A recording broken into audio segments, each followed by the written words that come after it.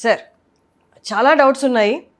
మొదటిగా నేను అడగాలనుకున్న క్వశ్చన్ ఏంటి అంటే, మనకి గతంలో కూడా ఇలాంటి టెర్రర్ అటాక్స్ చాలానే జరిగాయి.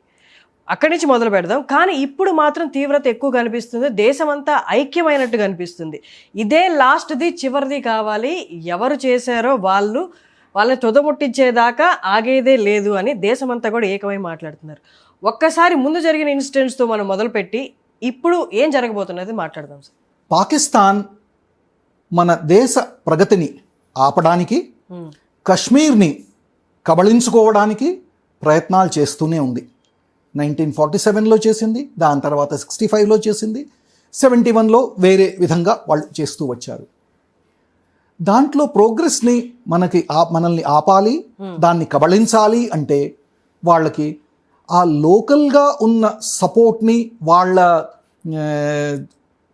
వాళ్ళని ఎంకరేజ్ చేయడం, ఇండిపెండెన్స్ కావాలి అని. దానికోసం ఎన్నో తిప్పలు పడ్డారు వాళ్ళు. దాన్ని మనం అప్రోప్రియేట్ స్టెప్స్ తీసుకొని దాన్ని అణిచివేశాము, దాన్ని కంట్రోల్ చేశాము. కానీ ఈ మధ్య ఒక సర్జికల్ స్ట్రైక్ లాంటిది ఆర్టికల్ 370 ఎత్తివేత.